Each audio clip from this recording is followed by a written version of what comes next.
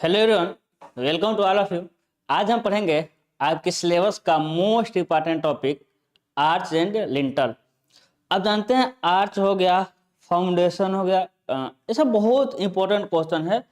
इसके हम एक एक कंसेप्ट को, एक एक पॉइंट को, इसे एक एक टाइप को पूरा क्रिस्टल क्लियर करेंगे। देखिए बहुत ज़्यादा हम पीपीटी बना के लेकर आए हैं ना, ये सारा पीपीटी पढ़ेंगे। लेकिन आप जानते हैं मेरा आदत वो नहीं है कि पीपीटी देख देख करके बोलने वाला है ना, तो हम आपको पहले अच्छे से बना करके इस चीज़ों को हम समझाएंगे। तो सबसे पहले हम अंकुश सर, सबसे पहले हम क्या देखेंगे, सबसे पहले समझिए क्लास कैसे चलेगा। सर हम आर्च एंड लिंटर पढ़ रहे हैं, है ना, आर्च एंड लिंटर पढ़ रहे हैं, ध्यान दीजिएगा। अब आर्च एंड लिंटर में आज हम सिर्फ आर्च पढ़ेंगे। आज हम क्या पढ़ेंगे, आर्च। और कल के क्लास में लिंटर, और क्योंकि जानते हैं लिंटर छोटा है तो कल के ही क्लास में हम एमसीक्यू भी करा देंगे। मतलब क्या है कि जो बच्चे नए जुड़ते हैं उनके लिए हम बताना चाहते हैं कि हम एक ही क्लास में थियरी, है ना, एक ही क्लास में थियरी और एमसीक्यू दोनों कराते हैं, है ना। लेकिन जो टॉपिक थोड़ा बड़े होते हैं उसमें थियरी, मतलब कि थियरी उसके 2 क्लास चले जाते हैं, उसके बाद 2 क्लास चले जाते हैं। तो आर्च एंड लिंटर आज हम सिर्फ आर्च पढ़ेंगे, कल हम लिंटर पढ़ेंगे, और आर्च और लिंटर का एमसीक्यू भी हम कल ही पढ़ेंगे। लेकिन एमसीक्यू हम लिमिटेड कराते हैं, है ना, क्योंकि एमसीक्यू का तो बैच है नहीं, तो एमसीक्यू लिमिटेड 25, 30, 40 इसी के आसपास हम कराते हैं। ठीक है, मेरा मेन फोकस है कंसेप्ट क्लियर करने का। और इतना हम कहते हैं कि यदि आप मेरा क्लास देख लेते हैं तो कहीं से आया हुआ क्वेश्चन आप सॉल्व कर पाएंगे, आसानी से सॉल्व कर पाएंगे। ठीक है, आई होप आप समझोगे। ऐसे सबसे पहले आर्च क्या होता है, आर्च क्या और लिंटर क्या होता है समझिएगा। तो सर आर्च जो है ना पुराने समय में यूज होता था। आर्च कहाँ यूज होता था, सबसे पहले पुराने समय में। और ये सर ये मॉडर्न है, एकदम नया, नए नए में क्या यूज करते हैं हम, लिंटर यूज करते हैं। लेकिन दोनों का सर काम एक ही है, काम में अंतर नहीं है। काम दोनों का सर, दोनों का काम सर एक ही है ना। दोनों का काम क्या है, एक ही है, सेम। जो काम ये करता है वो काम ये करता है। इसके काम करने का तरीका अलग है, इसके काम करने का तरीका अलग है। कैसे अलग है अब हम देखते हैं। जैसे सर हम कह देंगे किसी को घर बनवाना है, अरे आप जब जॉब पा जाएंगे तो सबसे पहला काम होता है ब्याह करना, और ब्याह करने के लिए आपको घर बनवाना पड़ेगा, बिल्कुल सर। तो ये हो गया आपका क्या, छत। अब देखिए, अब इसमें दरवाजा, भाई आपकी वाइफ आएगी तो कलश को पैर भी तो मारती है ना, तो एक क्या हो जाएगा आपका, दरवाजा हो जाएगा। एक क्या हो जाएगा आपका, दरवाजा हो जाएगा। ठीक है, एक क्या हो जाएंगे आपके, दरवाजे हो जाएंगे। या हम कह दें सर, और हो सकता है आपका घर और बड़ा हो तो उसमें खिड़की भी लगा दे रहा है ना, तो सर एक छोटू सा खिड़की भी लगा दीजिए। देखिए एक क्या हो जाएगा आपका, खिड़की भी हो जाएगा, बिल्कुल सर, एक क्या हो जाएगा आपका, खिड़की। अब देखिए दरवाजा खिड़की हो गया। अब इसमें ईंट की जब हम चिनाई करते हैं, क्या करते हैं, ईंट की चिनाई करते हैं। चलिए ईंट की चिनाई मतलब हम सर जोड़ैया करते हैं ईंट का, क्या करते हैं, जोड़ैया करते हैं ईंट का। देखिएगा सर ईंट जोड़ते जोड़ते जाएंगे, ईंट सर हम जोड़ते जोड़ते क्या कर रहे हैं, ईंट जा रहे हैं, है ना, क्या जा रहे हैं, ईंट को जोड़ते जोड़ते जाएंगे। फिर एक बात, जो बच्चे नए हैं उनको हम बता दें कि हम पढ़ाने में टाइम लेते हैं, लेकिन यदि आप एक बार पढ़ लेते हैं तो फिर उस टॉपिक को आपको जिंदगी में, हाँ पूरे जिंदगी में आपको दोबारा पढ़ने की जरूरत नहीं पड़ेगी। ठीक है, तो आपको हमको टाइम दीजिए, हम आपको नॉलेज देंगे, है ना। आप हमको टाइम दीजिए, हम आपको क्या देंगे, नॉलेज देंगे। चलिए देखते हैं, देखिएगा देखिएगा, है ना। चलिए देखिए, ये हो जाएगा है ईंट की हम क्या कर दिए, जुड़ैया कर दिए। अब बताइए ईंट की जुड़ाई कर दिए, है ना। आई होप एक बार जो लोग देख रहे हैं कमेंट करके बता दें कि आवाज ऑडियो वीडियो क्लियर है ना। अब देखिएगा, अब देखिएगा कि सर ये तो हो गया, है ना, ये हो गया। अब यदि इसके ऊपर जुड़ाई करते हैं, यदि इसके ऊपर जुड़ाई करेंगे तो क्या होगा, यदि इसके ऊपर ईंट की एक और रद्दा चलाएंगे, इसके ऊपर क्या चलाएंगे सर, ईंट की यदि एक और रद्दा चलाएंगे, तब बताइए ये जो दरवाजा खिड़की लगाए थे नीले कलर का, है ना, ये जो दरवाजा खिड़की नीले कलर का लगाए थे वो किसका बना रहता है, लकड़ी का बना रहता है, सिंपल सा। सर दरवाजा खिड़की किसका बना रहता है, लकड़ी का बना रहता है, स्टील का बना रहता है, एल्युमिनियम का, चौखट वगैरह यही तो होगा। अब ये क्या ऊपर के लोड को सह पाएगा क्या दरवाजा खिड़की, बिल्कुल नहीं सह पाएगा। आपका कंसेप्ट क्लियर हुआ। अरे वो टूट जाएगा, बिल्कुल ही नहीं सह पाएगा, वो क्या हो जाएगा, टूट जाएगा। तो भाई अब ये लोड डायरेक्ट दरवाजा खिड़की के चौकट पे आ गया ना, दरवाजा खिड़की चौकट पे। और दरवाजा खिड़की आरसीसी का तो रहता नहीं चौकट, लकड़ी का, लोहे का, पतले चादर का, ये सब रहता है, तो टूट जाएगा, फेल हो जाएगा आपका दरवाजा खिड़की। तो इसी से बचने के लिए क्या किए हम, इसी से बचने के लिए इसके ऊपर क्या करते हैं ना, इसी से बचने के लिए सर इसी से बचने के लिए इसके ऊपर क्या करते हैं, सॉरी, इसके ऊपर क्या करते हैं, इसके ऊपर हम लिंटल डाल देते हैं, सॉरी आर्च। सबसे पहले क्या डालेंगे, आर्च। देखिए इसी के ऊपर थोड़ा सा बढ़ा करके क्या डाल दिए हम, आर्च डाल दिए। देखिए आर्च डाल दिए, ठीक है। इधर भी आर्च डाल देंगे। आर्च कई तरह का होता है ना। इधर भी क्या डाल दिए, आर्च डाल दिए। क्या समझ आ रहा है। अब बताइए, जब आर्च डाल दिए, अब इसके ऊपर जुड़ाई करेंगे तो कोई दिक्कत नहीं होगा। अब आर्च के ऊपर जुड़ाई करते हुए आप निकल जाइए, कोई दिक्कत नहीं होने वाला, कोई दिक्कत आपको नहीं होने वाला। आर्च के ऊपर सर जुड़ाई करके निकल जाइए, कोई दिक्कत नहीं होने वाला है। बताइए, आप बताइए, कोई दिक्कत नहीं। अब पूरे लोड को क्या करेगा, आर्च, इसे कहते हैं आर्च, यही आपका क्या है, आर्च। अब पूरे लोड को आर्च ले लिया, आर्च क्या ले लिया, पूरे लोड को ले लिया और कहाँ ट्रांसफर कर दिया, और किनारे पर क्या कर दिया, ट्रांसफर कर दिया। किनारे पर क्या कर देता है, ट्रांसफर कर देता है। तो ये आर्च का यूज है सर। आर्च अपने ऊपर आने वाले, है ना, आर्च कहाँ बनाते हैं सर, ओपनिंग पर। ओपनिंग के ऊपर, दरवाजा खिड़की का ओपनिंग है, ओपनिंग के ऊपर सर हम आर्च पर बनाते हैं। आर्च सर्कल आकार का होता है, एक रिंग टाइप होता है। आर्च अपने ऊपर आने वाले लोड को किनारों के दीवारों पे क्या करता है, ट्रांसफर करता है। और सेम टू सेम यही कंसेप्ट लिंटल में भी काम करता है। सर लिंटल में ही कंसेप्ट कैसे काम करता है, देखिए लिंटल में कैसे काम करता है। सर आर्च और लिंटल में बहुत ज्यादा डिफरेंस नहीं है, ठीक है, सेम टू सेम यही कंसेप्ट सर लिंटल में भी काम करेगा। थोड़ा सा क्या हो जाएगा आपका, अलग हो जाएगा, थोड़ा सा क्या हो जाएगा आपका, अलग हो जाएगा। देखिएगा सर, जब हम लिंटल की बात करें, सर ये जब हम लिंटल की बात करें तो देखिए आर्च की जगह लिंटल यूज होगा, आर्च की जगह क्या यूज होगा आपका, लिंटल यूज होगा। चलिए लिंटल का क्या करते हैं हम लोग, यूज करते हैं, ठीक है ना। अब देखिएगा, अब देखिएगा हम कहना क्या चाहते हैं। अब देखिए सर, इसके ऊपर हमको लिंटल बनाना है, इसके ऊपर क्या बनाना है, लिंटल। अब लिंटल क्या होगा, कुछ नहीं। अब एक घुमावदार बनाने में बहुत सारी दिक्कतें थी, अभी हम दिक्कत को देखेंगे। अब दीवारों पे थोड़ा सा चढ़ा करके, है ना, दीवारों पर थोड़ा चढ़ा करके एक छोटा सा बीम डाल दिए, छोटा सा क्या डाल दिए, हम बीम डाल दिए, है ना। तो देखिए आजकल दरवाजे खिड़की के ऊपर पूरा बीम पड़ता होगा, लेकिन वो बीम नहीं, वो टाई बीम नहीं है, ये लिंटल है, बस दरवाजे खिड़की के ऊपर का लिंटल है ना। तो देखिए सर, दरवाजे खिड़की के ऊपर थोड़ा सा चढ़ा करके, दीवार पर चढ़ा करके हम क्या डाल दिए, बीम डाल दिए, है ना। इसे ही कहते हैं हम लोग लिंटल, इसे ही क्या कहते हैं सर, यही है लिंटल। तो सर लिंटल का भी दोनों का डेफिनेशन सेम होगा कि सर आर्च और लिंटल किसी ओपनिंग यानी दरवाजा और खिड़की के ओपनिंग के ऊपर डालते हैं। आर्च और लिंटल अपने ऊपर आने वाले भार को किनारे के दीवारों पे क्या करते हैं, ट्रांसफर कर देते हैं, ठीक है। गुड मॉर्निंग सुमन, ऑडियो वीडियो क्लियर बताइएगा, है ना। सबसे पहला कमेंट टॉपिक है। तो आने वाले दीवारों पे क्या कर देता है, ट्रांसफर कर देता है, जिससे आपके जो चौकट वगैरह रहते हैं वो क्या रहते हैं, आपके सेफ रहते हैं, क्या रहते हैं आपके, सेफ रहते हैं। आपको समझ आएगा। अब देखिए आर्च में क्या होता है ना, आर्च में जो लोड का ट्रांसफर होता है वो थोड़ा तिरछा होता है। देखिए तिरछा जा रहा है ना, तिरछा होता है। लेकिन लिंटल में क्या होता है, लोड सर वर्टिकली काम करता है, लोड का ट्रांसफर क्या होता है, वर्टिकली। इसलिए इससे सर हमको सेफ, लिंटल से ज्यादा सेफ हम क्या मानते हैं सर, सॉरी आर्च से ज्यादा सेफ हम क्या मानते हैं, लिंटल को मानते हैं। सर आर्च बनाने में ना बहुत ताम झाम लगता है, देख रहे हैं ना, ऐसा गोल बनाना पड़ेगा, जबकि लिंटल बनाने में बहुत ताम झाम की जरूरत नहीं है। तो ये दोनों में कंपेयर किया जाए तो सबसे अच्छा क्या है, मेरा लिंटल है, क्योंकि काम एक ही है, तरीका लगभग सेम ही है। तो क्यों हम डिफिकल्ट चीजों की तरफ जाए, हम कहाँ जंप कर गए हैं, लिंटल पे। आजकल लिंटल का यूज होता है। तो सर आर्च और लिंटल आपको समझ आया होगा। अब जो समझाएं उसी को हम पढ़ लेते हैं। आज हम पढ़ेंगे आर्च और कल पढ़ेंगे लिंटल, और दोनों का एमसीक्यू, ठीक है। देखते हैं। अब देखिए क्या कह रहा है, अब देखिएगा क्या कह रहा है। सर दीवारों में रखे गए रिक्त स्थानों यानी ओपनिंग, ओपनिंग की बात क्या, दीवारों में रखे गए, है ना। ये पीडीएफ सीधे चला जाएगा, है ना। वीडियो खत्म होने के बाद एक हम मंकेश सर नाम से या सिविल टेक सोल्यूशन के नाम से आपका कमेंट जाएगा, कमेंट में जाइएगा, है ना, कमेंट में जाइएगा। बहुत सारा लिंक मिला हुआ है, व्हाट्सएप ग्रुप, टेलीग्राम ग्रुप, कम से कम व्हाट्सएप टेलीग्राम ज्वाइन कर लीजिएगा, उसमें बहुत सारी चीजें हम भेजते रहते हैं, ठीक है।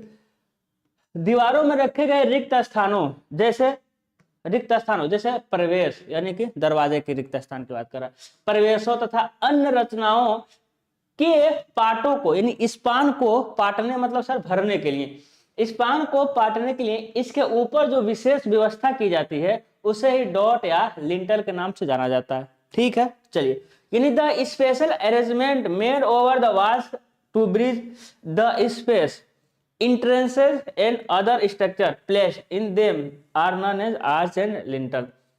दरवाजे, खिड़कियों, रोशनदानों, बरामदों के प्रवेशों के ऊपर चिनाई उठाने के लिए, है ना, ऊपर, है ना, ऊपर चिनाई उठाने के लिए इसको पाटना जरूरी है। पाटना मतलब सर इसको भरना जरूरी है। जैसे कि क्या कह रहा है कि भाई इसके ऊपर, ये ओपनिंग के ऊपर दीवारों को चलाने के लिए, वही तो कह रहा है। देखिए क्या कर रहा है, दरवाजे, खिड़कियां, रोशनदानों, बरामदों के प्रवेशों के ऊपर चिनाई उठाने के लिए। भाई प्रवेश के, है ना, ओपनिंग के ऊपर चिनाई और कर पाए, ओपनिंग के ऊपर और चिनाई कर पाए, इसलिए हमको सर ये बनाना जरूरी होता है। ठीक है ना, इसलिए इसको पाटना, यानी लिंटल और आर्च जो बनाते हैं इसे कह रहा है पाटना, नहीं भरना, है ना, गैप को भरना क्या होता है, जरूरी होता है।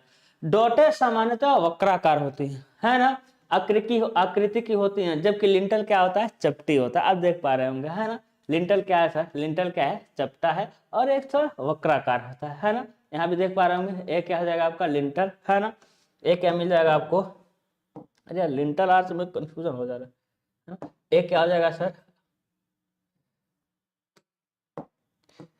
एक क्या हो जाएगा आपका आर्च हो जाएगा, है ना, और एक क्या हो जाएगा आपका लिंटल। वैसे आप पहचान गए, उसमें कोई दिक्कत नहीं, वैसे आप पहचान गए।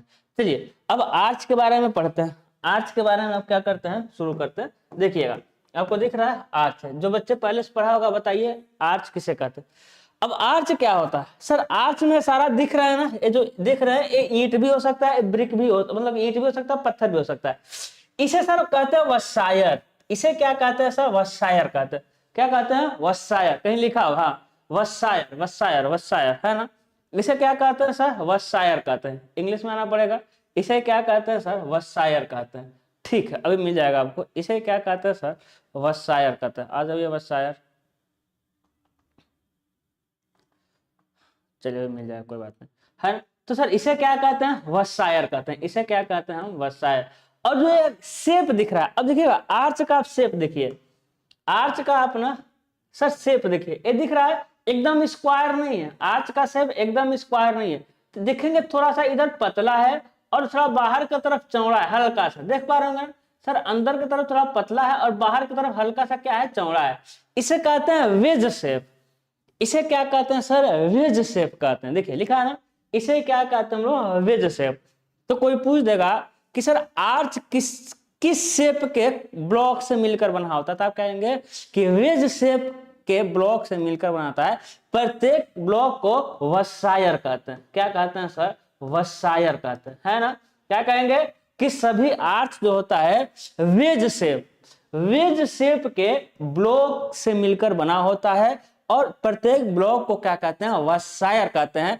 अगला क्वेश्चन आएगा कि सर इसको किस व्यवस्था द्वारा जोड़ा गया रहता था, क्या कहेंगे, मैकेनिकल अरेंजमेंट। क्या कहेंगे आप सर, मैकेनिकल अरेंजमेंट के थ्रू इसको जोड़ा गया है। ब्लॉक एक दूसरे से सटाकर मैकेनिकल अरेंजमेंट के थ्रू रखे रहते हैं। तो डॉट यानी आर्च वेज शेप के पत्थरों अथवा ईंटों, है ना, पत्थर या ईंट का हो सकता है, कि ऐसी आंतरिक व्यवस्था है जिसमें सभी ब्लॉक एक दूसरे के सहारे टिके रहते हैं। देखिए सारा ब्लॉक एक दूसरे के सहारे टिके रहेंगे, यदि एक भी ब्लॉक को निकालेंगे तो निपट जाएगा। और डॉट पर पड़ने वाला छत व दीवार का भार इसके सिरों पर बनाए गए प्रस्तंभों पर स्थानांतरित हो जाता है।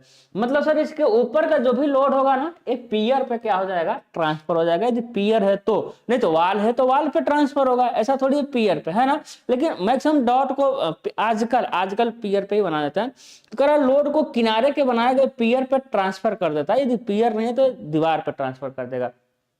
सर वेज शेप की यह व्यवस्था इतनी संतुलित होती है कि एक वेज के निकल जाने पर पूरी डाट ढह जाती है।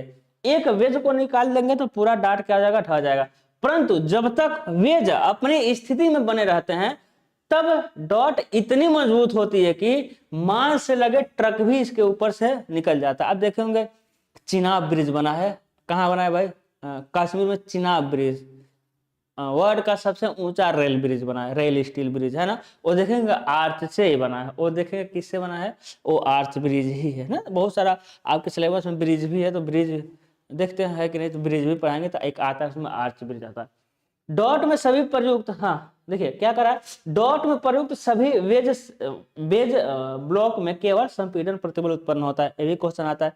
कि सर ब्लॉक में ब्लॉक का दे या वेज से ब्लॉक का दे या वसायर का दे, वसायर कह देगा कि आर्च में जो वसायर यूज हुए हैं उस पर कौन सा स्ट्रेस आता है, आर्च में जो वेज से ब्लॉक होते हैं उसमें कौन सा स्ट्रेस उत्पन्न होता है। तो आप क्या कहेंगे सर, सिर्फ और सिर्फ संपीड़न प्रतिबल, सारे सारे ब्लॉक में कौन सा प्रतिबल उत्पन्न होता है, संपीड़न प्रतिबल उत्पन्न होता है। ठीक है, अब कुछ अंतर समझते हैं। अंतर आपको दिख रहा होगा, अंतर आपको दिख रहा होगा, हम बता भी चुके हैं। ये थोड़ा तिरछा फोर्स लगाता है ना, तो तिरछा फोर्स लगाने के कारण जो आर्च होता है सर, लोड को थोड़ा थोड़ा डायगोनली ट्रांसफर करता है, तो इसके बाहर निकलने का डर रहता है। देख रहे हैं ना सर, इसके बाहर निकलने का क्या रहता है, डर रहता है, क्योंकि लोड को सर डायगोनली ट्रांसफर करता है, इंक्लाइन ट्रांसफर करता है। जबकि लिंटल देखेंगे लोड को सर वर्टिकल है ना, एकदम नीचे की तरफ ट्रांसफर करता है, तो इसके स्ट्रक्चर में फेल होने, बाहर खिसकने का डर नहीं रहता है। ये बेसिक अंतर है इसमें। ठीक है, तो डॉट एंड लिंटर पर स्वयं के भार के साथ साथ इसके ऊपर की गई चिनाई, ऊपरी फर्श, छत, मुंडेर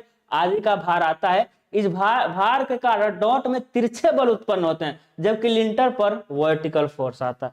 ठीक है, समझ गए आप।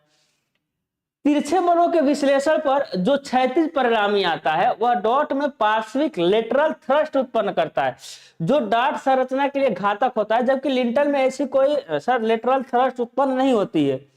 सर ये डायगोनली है ना, तो बताइए इसको सर विघटित करेंगे कि नहीं करेंगे? बिल्कुल सर। सर इसके दो पार्ट में तोड़ेंगे, एक नीचे एक इधर। बिल्कुल सर, क्योंकि फोर्स हमेशा वर्टिकल और हॉरिजॉन्टल ही लगते हैं, फोर्स कभी भी इंक्लाइन नहीं। फोर्स के कैलकुलेशन किए होंगे आप लोग, तो सुनते होंगे कि और सभी ऊर्ध्वाधर लगने वाले बलों का बीजगणितीय योग शून्य होता है, सभी क्षैतिज लगने वाले बलों का बीजगणितीय योग शून्य होता है।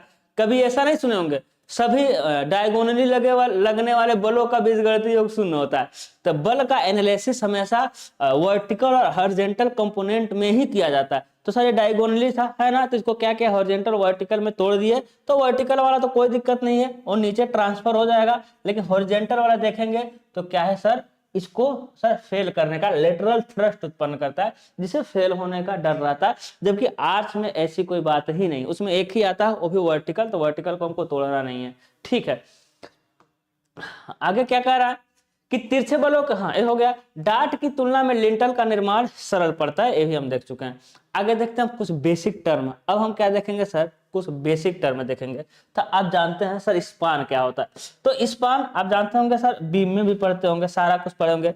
सर स्पान दो तरह होता है, एक होता है क्लियर स्पान, एक होता है इफेक्टिव स्पान। सर जुकाम हुआ है, ठीक है, देखते हैं। सर स्पान जो होता है वो दो तरह से होता है, एक होता है सर क्लियर स्पान है ना, एक होता है सर क्लियर स्पान, एक होता है क्लियर स्पान। इस क्लियर स्पान को सिर्फ हम स्पान कहते हैं, क्या कहते हैं, सिर्फ और सिर्फ स्पान कहते हैं। दूसरा होता है सर, इंग्लिश में पढ़ा, यहाँ इंग्लिश में ही तो है। दूसरा क्या होता है सर, सर दूसरा होता है इफेक्टिव स्पान है ना। सर दूसरा क्या होता है, इफेक्टिव स्पान होता है। दूसरा क्या होता है आपका इफेक्टिव। यदि सिर्फ स्पान कहता है ना, तो मान लेना है को क्लियर स्पान की बात कर रहा है। ठीक है, यदि याद है, यदि आपका क्वेश्चन आज एग्जाम में कि दो सपोर्ट के बीच की दूरी को क्या कहते हैं, आज है दो सपोर्ट के बीच की दूरी को क्या कहते हैं, और सर ऑप्शन में इफेक्टिव स्पान दे दिया है ना, ऑप्शन में इफेक्टिव स्पान दिया, नन ऑफ दिस का ऑप्शन नहीं दिया, तो इफेक्टिव यहाँ सही हो जाएगा। ऐसा थोड़ा लेके चलना है, ऐसा थोड़ा लेके चलना है, कभी ऑप्शन ऐसा मिलता है। ठीक है, चलिए, तो क्लियर स्पान, यदि सिर्फ स्पान कहता है तो उसका मतलब क्लियर स्पान ही हुआ।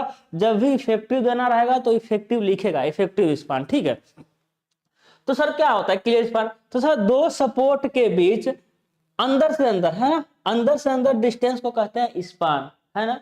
सर दो सपोर्ट के बीच अंदर से अंदर दूरी को क्या कहते हैं सर, स्पान कहते हैं। इसे हम कैपिटल एल से दिखाते हैं, मतलब नहीं है क्योंकि न्यूमेरिकल हमको पढ़ना नहीं है। और सर दो सपोर्ट के केंद्र से केंद्र तक की दूरी, दो सपोर्ट के केंद्र से केंद्र तक की दूरी को क्या कहते हैं सर, सर इफेक्टिव स्पान कहते हैं है ना, क्या कहते हैं, इफेक्टिव स्पान कहते हैं। कोई दिक्कत है? कोई दिक्कत नहीं, ये बच्चे को पता होगा। ठीक है सर, आगे बढ़ते हैं। क्या कर रहा है भाई, है ना, क्या कर रहा है, डॉट के दोनों पार्श्व अलंबों के मध्य शुद्ध क्षैतिज दूरी डाट का पाट या विस्तृति कहलाता है। ठीक है, यह दरवाजे खिड़की की शुद्ध चौड़ाई के बराबर होता है ना, दरवाजे खिड़की की शुद्ध चौड़ाई का क्या होता है सर, बराबर होता है। देखिए सर इसका स्पान कितना है, इतने तो दरवाजा खिड़की का चौड़ाई होगा, तो उसके शुद्ध स्पान का क्या होता है आपका, बराबर मिल जाएगा। ठीक है, आगे बढ़ते। अगला आता है राइज। अगला क्या आता है, राइज। तो सर कितना ये उठ रहा है, इसे कहते हैं स्प्रिंगिंग लाइन। इसे क्या कहते हैं, स्प्रिंगिंग। यानी जो पहला पत्थर रखे हैं वसायर, पहला वसायर रखे हैं ना, पहला वसायर। देखिए वसायर क्या होता है, सबसे पहले समझते हैं वसायर क्या होता है। लिखा है ना डॉट खंडक, यानी वेज से आकृति वाले पत्थरों को अथवा ईंटों को सर जिनसे डाट का निर्माण किया जाता है उसे कहते हैं वसायर। उसे क्या कहते हैं, वसायर कहते हैं।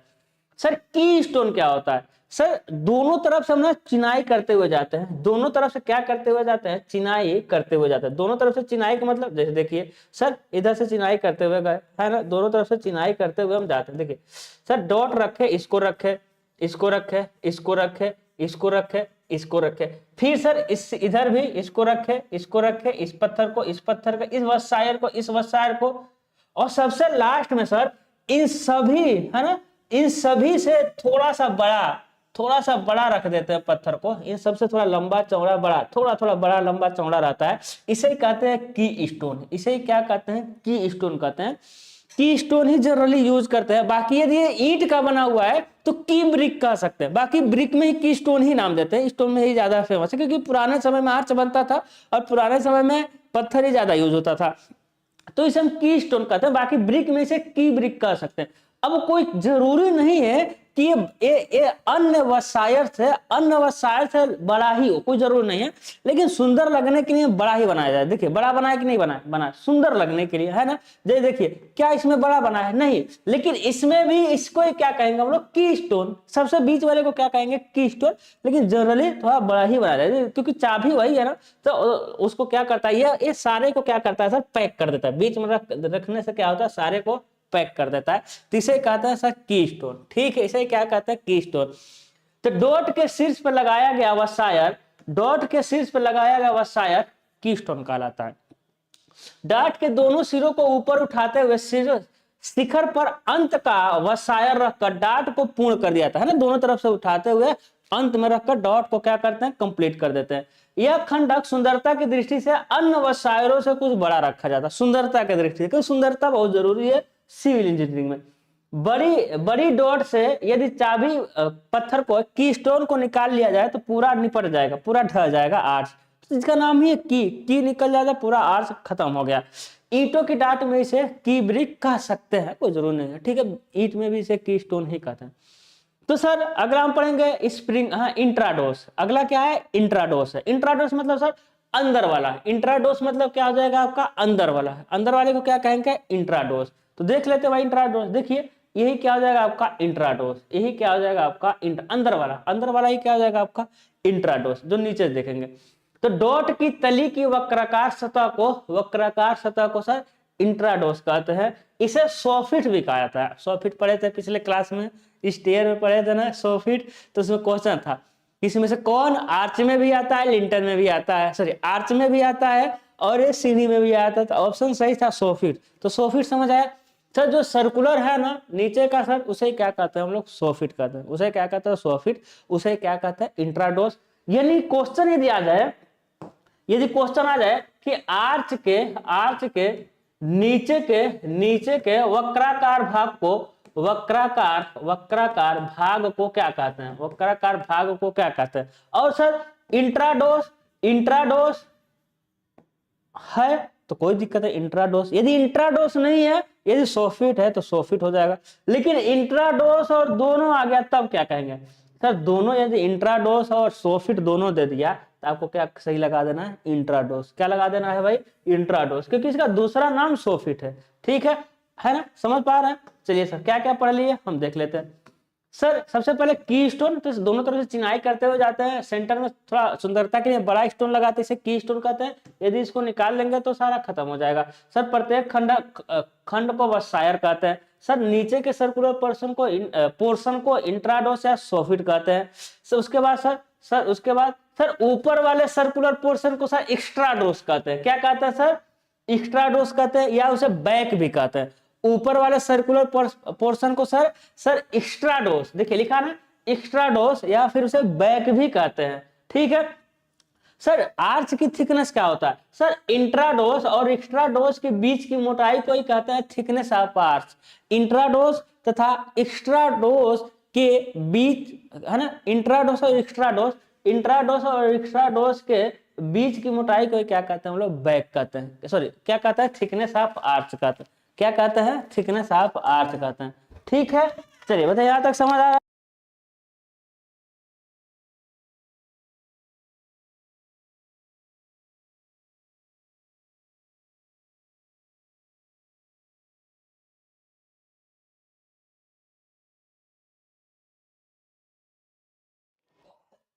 ठीक है ना, खाना की व्यवस्था करने गए थे।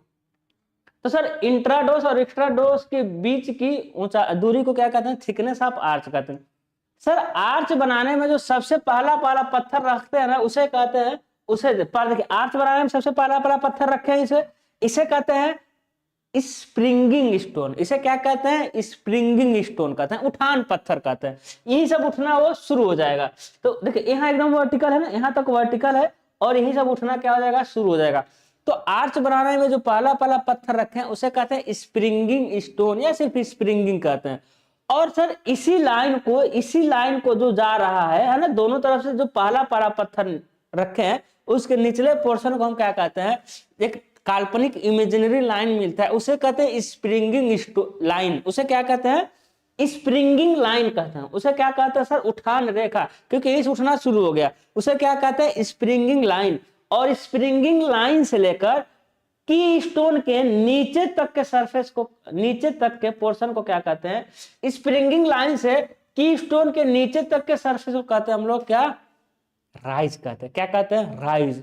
आपको भी क्या करना है? राइज करना है। आपको भी क्या करना है? राइज करना है। ठीक है, और आगे देखते हैं राइज। हम बीच में गैप किए थे सर, राइज ये है sir, rise of N arch. तो सर डॉट के उठान तल, उठान तल मतलब स्प्रिंगिंग लाइन की बात कर रहा है ना, वहीं से उठना वो शुरू हो रहा है।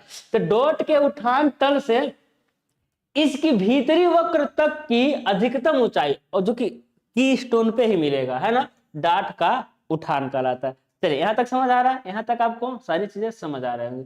चलिए आगे बढ़ते हैं। अब आगे देखेंगे क्या? एक्स्ट्राडोस, ऊपरी वक्राकार सतह को, या इसे बैक भी कहते हैं, बिल्कुल सर। क्राउन, क्राउन हम देखें सर, सबसे top most portion. Sir crown बिंदु है, जबकि सर की स्टोन तो पूरा स्टोन ही है ना, की स्टोन स्टोन है, क्राउन है एक छोटी एक बिंदी है सर। एक सबसे ऊंचा वाला बिंदु को क्या कहते हैं सर? क्राउन कहते हैं। सबसे ऊपर सबसे टॉप वाले पॉइंट को क्या कहते हैं? क्राउन। जबकि की स्टोन पूरा आपका क्या आ जाएगा? आपका बिंदी हो जाएगा। देखिए सबसे ऊंचा वाला पोर्शन को क्या कहेंगे हम लोग? क्राउन कहेंगे। ठीक है, डॉट के पार्ट के मध्य में स्थित सबसे ऊंचा बिंदु डॉट का शिखर कहलाता है।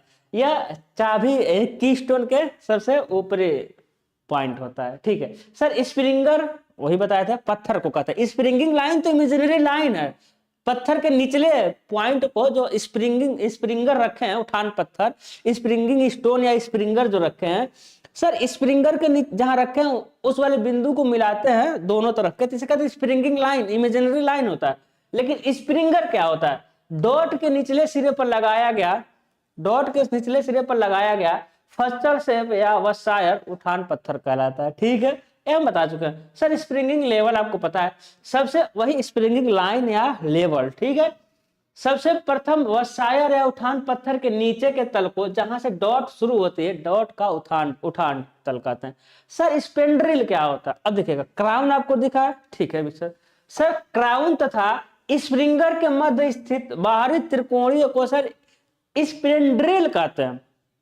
क्या कह रहा है देख लेते हैं सर। उठान पत्थर, सॉरी की स्टोन, यही तो कह रहा है, सॉरी क्राउन। सर क्राउन तथा स्प्रिंगर को पकड़ना है, क्राउन और स्प्रिंगर को पकड़िए। सर क्राउन हो गया सर, स्प्रिंगर ए हो गया।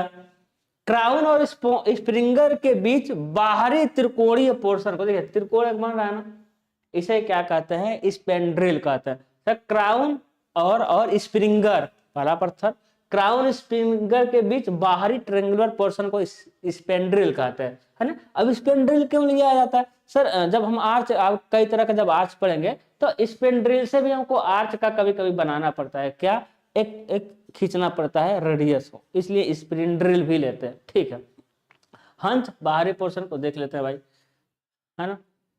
हाँ हाँ स्पेंड्रिल हो गया। सर स्क्यू बैक क्या होता है? सर देखेंगे एक तिरछा पोर्शन था, इसमें आपको तिरछा दिखाई दे रहा होगा, इसे, है ना, इसे क्या कहते हैं? स्क्यू बैक कहते हैं। जहाँ दो आर्च आकर मिलती है तो वहां एक साथ तिरछा सरफेस मिलता है, इसे कहते हैं स्क्यू बैक। इसे क्या कहते हैं? स्क्यू। डॉट के सिरों के नीचे की तिरछी आधार सतह, तिरछा है सर, देखिएगा तिरछा है ना, दिख रहा है ना, तिरछा कि नहीं है? आधार सतह, इसके लिए आधार है लेकिन तिरछा है। सर इसके लिए आधार है लेकिन क्या है? तिरछा है ना। तो देखिएगा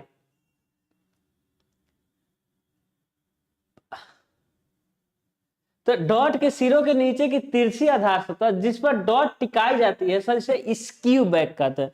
इसे क्या कहते हैं हम लोग? स्क्यू बैक कहते हैं। सर हंच क्या होता है? डॉट के क्राउन व स्पेंड्रिल, सॉरी, डॉट के क्राउन और स्क्यू बैक के मध्य स्थित नीचे का अर्ध भाग को सर हंच कहते हैं, है ना। तो क्राउन और स्क्यू बैक के मध्य नीचे वाला पोर्शन को क्या कहते हैं सर? हंच कहते हैं। देखिए क्राउन और सर स्क्यू बैक के बीच नीचे वाले पोर्शन को क्या कहते हैं? हंच कहते हैं। सर इंट्राडोर्स पूरा हो जाएगा, इंट्राडोर्स पूरा, सोफिट पूरा, हंच उसका आधा, क्राउन और सर स्क्यू बैक के बीच के निचला पोर्शन को हंच, हंच मतलब सर आधा, ये दिखाया है ना और बाहर दिखा दिया है, ठीक है। हंच मतलब सर आधा, हंच मतलब आधा, ठीक है। हंच मतलब सर इतना है, जबकि सर एक क्या हो जाएगा? पूरा सोफिट हो जाएगा, या फिर क्या हो जाएगा? इसे इंट्राडोर्स कहेंगे। समझ आ रहा होगा ना, छोटी छोटी चीजें हैं, छोटी छोटी। सर एब्यूटमेंट दोनों सर आर्च के नीचे का आधार जो होता है उसे क्या कहते हैं? एब्यूटमेंट कहते हैं। डाट के दोनों सिरों के नीचे बनाए गए आलम्ब दीवार के भागों जो डाट को संभालते हैं उसे कहते हैं एब्यूटमेंट। देखिए सर ये क्या है? यही तो एब्यूटमेंट है, यही क्या हो जाएगा आपका? एब्यूटमेंट हो जाएगा, यही क्या हो जाएगा आपका? एब्यूटमेंट, है ना। इसके लिए एब्यूटमेंट ये सब काम करेंगे, दीवार वाला पोर्शन, है ना। इसके लिए देखिए ये हो जाएगा आपका एब्यूटमेंट। अब देखिए एब्यूटमेंट और पियर में अंतर होता है, बता दे रहे हैं, ठीक है। देखिए ये क्या हो जाएगा आपका? एब्यूटमेंट हो जाएगा। अब देखिएगा सर, अब कोई जरूरी नहीं कि एक ही आर्च बनता हो, अब कोई जरूरी नहीं है कि एक ही आर्च बनता हो, कई आर्च हो सकते हैं, कई आर्च हो सकते हैं। देखिएगा सर बहुत सारे आर्च हो सकते हैं, बिल्कुल सर बहुत सारे आर्च।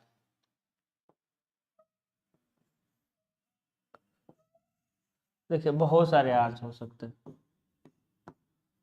तो सर जो सबसे लास्ट वाले होते हैं ना, एब्यूट मतलब होता है अंत्याधार, एब्यूट मतलब क्या होता है सर? अंत्याधार। सर इस तरह आर्च के जो सीरीज होती है उसे क्या कहते हैं? आर्केड कहते हैं। उसे क्या कहते हैं सर? आर्केड, है ना। उसे क्या कहते हैं? आर्केड कहते हैं। देखिए बहुत सारे ऐसे आर्च बन जाते हैं, उस आर्च के क्या, आर्च को क्या कहते हैं? आर्केड कहते हैं। क्या कहते हैं? आर्केड। देखिए ये भी हम पढ़ा देना है आपको, इसे क्या कहते हैं? आर्केड कहते हैं। आपस में सटी हुई अनेक क्रमबद्ध डाटों की पंक्ति को तोरण विधि यानी सर आर्केड कहते हैं, ठीक है। यह अधिक लंबे बरामदों और गलियारों के लिए बनाए जाते हैं। इस पूरे को एक साथ कंबाइंड रूप से देखेंगे तो क्या कहेंगे? आर्केड कहेंगे, ठीक है। आगे देख, अब देखिएगा जब बहुत सारे सर आर्च बने रहते हैं ना, तो इसमें एब्यूटमेंट लास्ट वाला ही होगा, इसे कहेंगे सर एब्यूटमेंट, है ना सर। इसे क्या कहेंगे? एब्यूटमेंट कहेंगे सर। इसे भी क्या कहेंगे? एब्यूटमेंट, इसे भी कहेंगे। और जबकि जो सेंटर वाला है ना सर, ये सब सेंटर वाले जो छोटे छोटे से हैं इसे हम कहेंगे पियर। इसे क्या कहेंगे सर? इसे क्या कहेंगे? इसे कहेंगे हम पियर, ठीक है। तो पियर यदि मतलब कि कोई जरूरी, देखिए एब्यूटमेंट तो मिलेगा सब में, पियर मिले कोई जरूरी नहीं है। बहुत जब कई आर्च बनाते हैं एक साथ सटा हुआ तभी हमको पियर मिलता है, बाकी एब्यूटमेंट मिलेगा हमेशा आपको मिलेगा, ठीक है। क्या कह रहा है कि श्रृंखला में निर्मित अनेक डाटों को प्रारंभिक तथा अंतिम आलम्ब भी कहते हैं, है ना, ठीक है सर। अंत्याधार क्योंकि डाट के कारण उत्पन्न पार्श्व पणोद को वहन करते हैं, अतः यह विशेष मोटाई में बनाया था। अब देखिएगा तो इसमें समझिएगा, इसमें समझिए कितना अच्छा कंसेप्ट है, इसको समझते चलिए। सर देखिए इसमें भी आएगा ऐसा, एक हॉरिजॉन्टल एक वर्टिकल। अब देखिए इसमें भी आएगा इधर, इसका इधर आ जाएगा तो एक दूसरे को क्या कर देगा? कैंसिल कर देगा। इधर का थ्रस्ट इधर, इधर का थ्रस्ट इधर, एक दूसरे को कैंसिल कर देगा। इधर का थ्रस्ट इधर, इधर का थ्रस्ट इधर, एक दूसरे को कैंसिल कर दिया। लेकिन इधर का थ्रस्ट इधर, इसको कैंसिल करने वाला कोई है नहीं। यानी कहना ये चाहता है, कहना ये कह रहा है कि लास्ट वाला जो डाट होगा, उसमें सर जो लेटरल थ्रस्ट उत्पन्न होगा लास्ट वाले पोर्शन में, इसको कोई रजिस्ट नहीं कर रहा है, तो इसके कारण सर इसके फेल होने का चांस रहता है। इसलिए सर एब्यूटमेंट को पियर से मोटा बनाते हैं। अब खुद देखिए, हम खुद बनाए हुए हैं, हम उसको क्या कहें, देखिए हम पहले से बनाए हुए हैं। देखिए पियर लाल वाला देखिए कितना मोटा है, जबकि नीला वाला पतले पतले, क्योंकि पियर पे सर कोई थ्रस्ट नहीं आ रहा है, इधर से आ रहा है उधर से आ रहा है, एक दूसरे को कैंसिल कर दे रहा है। लेकिन लास्ट वाला एब्यूटमेंट पे लेटरल थ्रस्ट आता है, इसलिए एब्यूटमेंट को विशेष मोटाई में बनाया जाता है। देखिए पियर पियर हम आपको बता चुके हैं, पियर हम आपको क्या कर चुके हैं, बता चुके हैं। तो अनेक सटी हुई डाटों के मध्य प्रथम तथा अंतिम आलंबों को छोड़कर शेष सभी प्रस्तंभ पियर कहते हैं, है ना। तो लास्ट वाले प्रथम वाले को छोड़कर जो भी बचेगा उसे हम क्या कह देंगे, पियर कहेंगे। एब्यूटमेंट दो ही होगा, पियर बहुत ज्यादा हो सकते हैं। प्रस्तंभों पर क्योंकि दोनों ओर से समान तथा, यानी इस पे कर रहा है पियर पर दोनों तरफ से समान तथा संतुलित प्ररोध कार्य करता है, अतः इसकी मोटाई एब्यूटमेंट से कम रहती है। अभी हम बताएं इम्पोस्ट क्या होता है। अब ये सुंदर लगने के लिए, इम्पोस्ट क्या होता है, सुंदर लगने के लिए। देखिए आर्च जब शुरू हुआ ना, तो वहां थोड़ा उभरा हुआ पोर्शन बना दिए, ये उभरा हुआ पोर्शन बना दिए, इसे कहते हैं हम लोग क्या, इम्पोस्ट। इसे क्या कहते हैं, इम्पोस्ट। अब फिर हम वही बात करेंगे जो बात हम सीढ़ी में कहे थे, कि सीढ़ी में कोई ऐसा नहीं है, हम कहते ना कि ऐसा नहीं कि सारे सीढ़ी में नोजिंग दिखे ही दिखे। बाकी मेरा आवाज बहुत प्यारा निकलता है, लेकिन जुकाम बुखार सर्दी की वजह से थोड़ा अजीब निकल रहा है। सीढ़ी में कोई जरूरी नहीं है कि सारा आपको सारा का सारा मिले, जैसे कि कोई जरूरी नहीं कि हैंड्रेल मिले, कोई जरूरी नहीं कि ब्लस्टर मिले, कोई जरूरी नहीं कि नोजिंग मिले, कोई जरूरी नहीं कि स्कोटिया मिले, बिल्कुल। तो वैसे ही आर्च में कहीं आर्च देखेंगे तो कोई जरूरी नहीं कि आपको इम्पोस्ट देखने को ही मिले, बिल्कुल। कोई जरूरी नहीं है कि आगे हम पढ़ाएंगे लेबल देखने को ही मिले, कोई जरूरी नहीं कि स्क्यू बैक देखने को ही मिले, ऐसे कोई जरूरी नहीं है, ठीक है। लेकिन कुछ चीजें तो देखने को मिलेगी, जैसे कि एब्यूटमेंट तो रहेगा ही रहेगा, जैसे वसायर रहेगा ही रहेगा, वेज शेप का, जैसे की स्टोन तो रहेगा ही रहेगा, इंट्राडोस एक्स्ट्राडोस, स्पेंड्रिल, स्पान, राइज, इसकी हंच, है ना, फिर बैक, ऐसा देखने को मिलेगा, ठीक है। लेकिन जो सुंदरता के लिए बनाया था, कोई जरूरी नहीं है को मिले, जैसे इम्पोस्ट कोई जरूरी नहीं है कि मिले। तो अंत्याधार या प्रस्तंभ के शीर्ष पर थोड़ा बाहर को निकले खसके को डॉट का आसन कहते हैं, इम्पोस्ट कहते हैं। देखिए थोड़ा सा बाहर निकला हुआ है ना, यह डाट को सुंदरता प्रदान करता है और डाट के लिए अधिक क्षैतिज आधार भी प्रदान करता है, ठीक है। तो सुंदर बनाता है और ज्यादा क्षैतिज आधार एकदम हॉरिजॉन्टली सर सरफेस दे देता है। सर लेबल क्या होता है, लेबल मतलब कुछ नहीं होता है, सारे वसायर में ना थोड़ा थोड़ा निकाल देते हैं सर, सारे वसायर में क्या करते हैं, थोड़ा थोड़ा उभार देते हैं, थोड़ा थोड़ा पोर्शन निकाल देते हैं, है ना। सारे वसायर में थोड़ा थोड़ा निकाल देते हैं, जिससे उसकी सुंदरता बढ़ जाती है। इस निकले हुए पोर्शन को क्या कहते हैं, लेवल कहते हैं, उभारी। देखिए निकला ना, उभार दिए। डॉट के शीर्ष पर कुछ उभरा हुआ प्रोजेक्टिंग रद्दा उभारी कहलाता है, इसे डाट का क्या कहा जाता है सर, सुंदरता बढ़ जाती है। सारे डॉट पे थोड़ा उभरा हुआ बाहर निकालिए प्रोजेक्शन। थिकनेस हम बता चुके हैं, एक्स्ट्राडोस और इंट्राडोस की बीच की दूरी को थिकनेस ऑफ आर्च कहते हैं। डॉट के बही स्थल तथा अंतस्थल के मध्य न्यूनतम दूरी डॉट की मोटाई कहलाती है। डॉट की मोटाई इसके स्पान तथा ऊपर पड़ने वाले भार के अनुसार रखे। जब डॉट कितना मोटा होगा वो तो बताएगा कितना लोड आ रहा है ना। ईंट की डांट में यह समानता आधी ईंट मोटाई के गुणांक में रखी थी। आधी ईंट मोटा मतलब मेसोनरी वगैरह पढ़ाएंगे, आधा ईंट मोटा मतलब क्या होगा, 10 सेंटीमीटर। तो ईंट की लिंटल यदि कह दे कि ईंट की लिंटल की मोटाई कितनी होगी, यदि आपका क्वेश्चन दे दे कि ईंट की लिंटल की, तो बता चुके हैं सर ईंट की लिंटल की मोटाई कितनी होती है, ईंट की लिंटल की मोटाई कितनी होती है, तो वो कह देगा कि 25 सेंटीमीटर, वो कह देगा 15 सेंटीमीटर, वो कह देगा सर 35 सेंटीमीटर, वो कह देगा 40 सेंटीमीटर। कोई नहीं बताया ईंट, कहीं आर्च की लंबाई मोटाई बताए नहीं बताए, लेकिन अभी हम बताएं कि सर आधा ईंट की मोटाई के गुणांक में रखते हैं, यानी या तो आधा ईंट की मोटाई मतलब 10 सेंटीमीटर, आधा ईंट मोटी मतलब 10, तो या तो 10 होगा या 20 होगा या 30 होगा या 40 होगा या 50 होगा। तो देखिए ये तो ऐसे निपट गया, तो बचेगा 40, है ना। तो यहाँ से आप समझ सकते हैं। चलिए है ना, थिकनेस ऑफ आर्च भी आपका हो ही गया है। थिकनेस ऑफ आर्च 2 बार आ गया क्या, थिकनेस ऑफ आर्च, हाँ ठीक है। आपस में सटे हुए क्रमबद्ध डाटों की पंक्ति को तोरण विधि कहते हैं। अच्छा तोरण विधि, ठीक है। थिकनेस, हाँ 2 बार आया हुआ है। डाट के भाई हैं अनुसार रखे थे। नोट देखते हैं सर, डॉट के निर्माण में टेकों को झटके से बचाने के लिए टेकों को टिकाने में रेत बक्सों का प्रयोग किया जाता है, ठीक है। डाट का लिंटल में ऊपरी सतह बैक कराता है। इसको समझते हैं, क्या कह रहा है कि डॉट के निर्माण में सर, डॉट जब बनाएंगे तो बहुत सारा उसमें टेक की जरूरत पड़ता है। डॉट सर प्रीकॉस्ट नहीं होता है, कास्ट इन सीटू होता है। अब जिस बच्चा के प्रीकॉस्ट और कास्ट इन सीटू नहीं पता होगा वो हम पढ़ाएंगे आगे कंक्रीट में, ठीक है। प्रीकॉस्ट मतलब पहले से बना हुआ, और डिप्लोमा वालों को तो पता रहता है, ITI वाले को थोड़ा सा दिक्कत है। फिर डॉट के निर्माण में टेकों को झटकों से बचाने के लिए, भाई टेक लगाएंगे तो झटका न लगे, तो बचाने के लिए अब टेकों को कहाँ टिकाएंगे सर, रेत के बोरा या रेत के बक्से में टिकाया जाता है। डॉट या लिंटर में ऊपरी सतह क्या कहलाता है सर, बैक कहते हैं। ऊपरी सतह को बैक कहते हैं। आर्च में सर एक्स्ट्राडोस कहते हैं, ठीक है, बैक भी कहते हैं। अब हम पढ़ेंगे क्लासिफिकेशन ऑफ आर्च। तो सर बेसिक जो पार्ट था आर्च के जो बेसिक पार्ट था वो हम पढ़ा चुके हैं।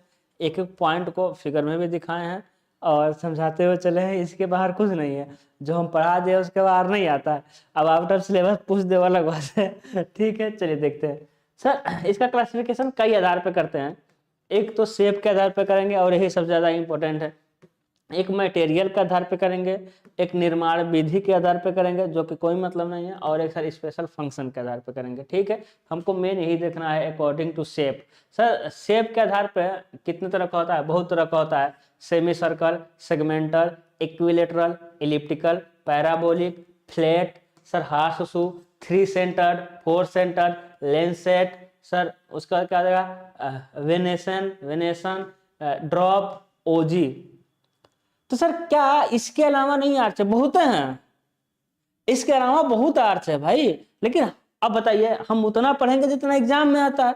जैसे कि हम बच्चों से कहते हैं, हम स्टूडेंट से कहते हैं कि हम आपका 4 घंटा पढ़ा रहे हैं, एग्जाम्पल दे रहे हैं, हम आपको 4 घंटे के पढ़ाने में यदि 20 में से 18 क्वेश्चन आपका फंस रहा है, मान लेते हैं, ये अच्छी बात है कि हम आपको 20 घंटा पढ़ा दें। 20 घंटा पढ़ाने के बाद 20 में से 19 क्वेश्चन फंसे, तो आप क्या कहेंगे सर, ये तो जुल्म होगा ना, ये तो जुल्म होगा ना। तो सर टीचर वही होता है, टीचर क्या होता है, वही होता है ना। तो टीचर और बुक में ही अंतर है। टीचर अपने आप को अपडेट करता रहता है। बुक में जो छप के आपके पास आ गया वो कभी अपडेट नहीं होगा। सर टीचर इंपॉर्टेंट चीज को बताते हुए चलता है कि ये इंपॉर्टेंट है, इस पे फोकस करना। बुक ऐसा काम नहीं करता है। सर टीचर जो मोस्ट इंपॉर्टेंट टॉपिक होते हैं उसी को पढ़ाता है, और बुक तो पूरा छाप देता है, दिमाग का दही कर देगा, वो सारा दे देगा। लेकिन एक टीचर जो एग्जाम के लिए इंपॉर्टेंट है उसी चीजों को कवर करते हुए चलता है। बुक आपको कंसेप्ट नहीं समझा पाएगा, वो लिख दिया गया है, उसको प्रैक्टिकल लाइफ में समझाने की क्षमता जो है वो टीचर के पास रहता है। तो इसीलिए बुक तो सबके पास मिल जाएगा, लेकिन टीचर का रहना बहुत जरूरी है। छोटी छोटी चीजें आपको नहीं लगेगा, आपको लगेगा क्या फायदा हुआ पढ़ के, वो इतना फायदा होता है आपको पता नहीं चलता, इनडायरेक्टली फायदा होता। और जो बच्चे नए आएंगे, कमेंट में लिंक है व्हाट्सएप और टेलीग्राम का, ज्वाइन कर लीजिए। टेलीग्राम लिंक इसलिए ज्वाइन करना है कि उसमें जो PDF भेजे हैं वो पहले से वहाँ अवेलेबल रहा था, ठीक है। चलते हैं पढ़ते हैं इसमें। चलिए सर, हम वही कह रहे हैं, इसके अलावा भी होते हैं, लेकिन क्यों हम फालतू में दिमाग खर्च करें जो अइबे नहीं करता। सर स्पान तथा राइज को दृष्टि में रखकर ही उपयुक्त आर्च का चुनाव करते हैं। नाना प्रकार के आर्च हैं, लेकिन हम देखेंगे कि मेरे स्पान कितना है, हम राइज कितना ले जा सकते हैं। सर छोटा स्पान है तो हम सेमी सर्कल आर्च बना देंगे, क्योंकि सेमी सर्कल का राइज थोड़ा ऊपर जाता है। अब बड़ा स्पान है, अब सेमी सर्कल बनाएंगे तो एकदम ऊपर चला जाएगा, तो नहीं हो पाएगा। तो सारी चीजें ध्यान देना चाहिए।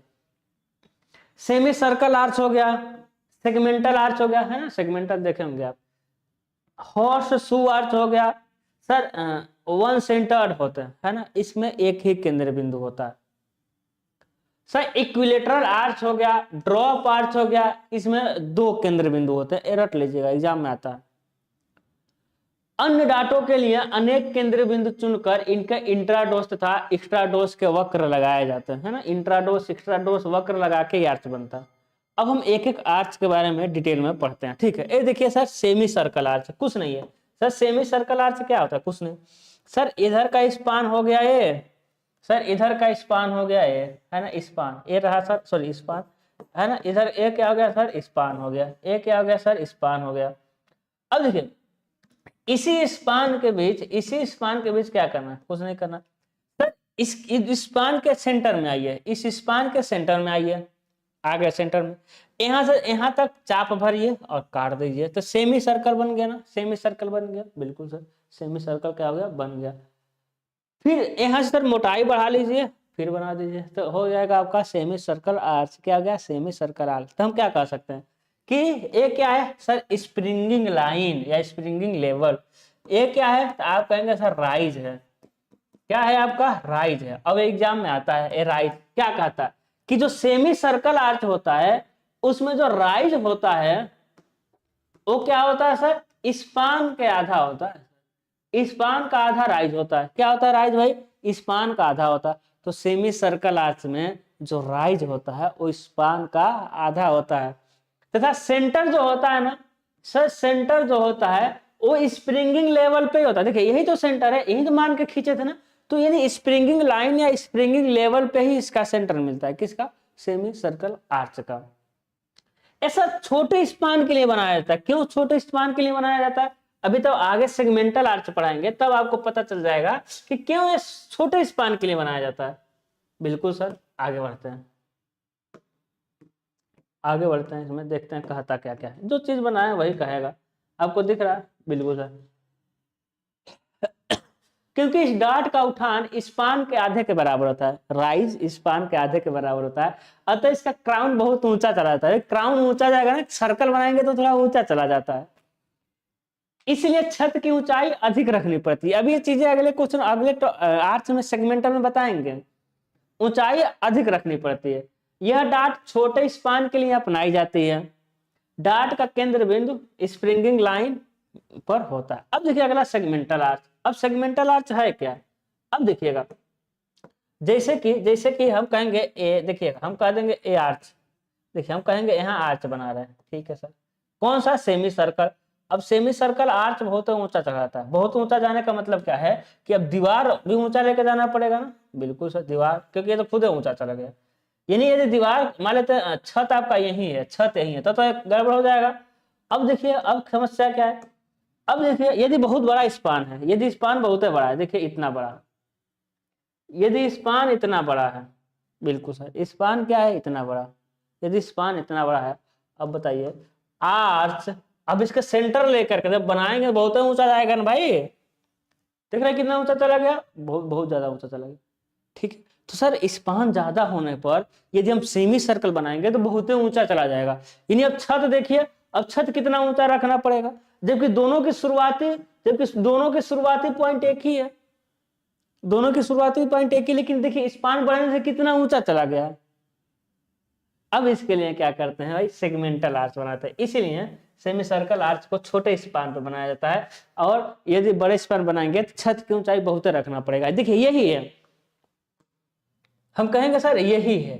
अब देखिए यहाँ यदि हम आर्च बनाए हैं, क्या सेमी सर्कल आर्च बनाते हैं, देखिएगा यदि यहाँ हम सेमी सर्कल आर्च बनाते हैं तो देखिएगा क्या होगा। देखिए यहाँ यदि हम सेमी सर्कल आर्च बनाते हैं तो आप ध्यान दीजिएगा सेमी सर्कल आर्च में क्या होगा। देखिए हम मान ले रहे हैं कि ये सेंटर पर रख दिए। अब देखिए सेमी सर्कल आर्च बना रहे हैं, एकदम अच्छे से बना रहे हैं। देखिए बनो भैया, सेमी सर्कल आर्च बना रहे हैं। ऊपर गया कि नहीं गया उससे? बताइए सर, ऊपर गया कि नहीं? इस वाले आर्च से ऊपर गया। अरे तभी और ऊपर जाएगा। कैसे? क्योंकि अभी मोटाई भी तो बनाएंगे। देखिए अभी मोटाई बनाएंगे, देखिए मोटाई भी तो इसका रहेगा। देखिए ऊपर गया कि नहीं गया? उतना ही मोटा आर्च है, उतना ही स्पान के लिए। तो सेमी सर्कल आर्च क्या हो जाता है? ऊपर चला जाता है। इसके लिए छत की ऊंचाई अधिक रखनी पड़ती है ना। चलिए सर समझ आ गया होगा।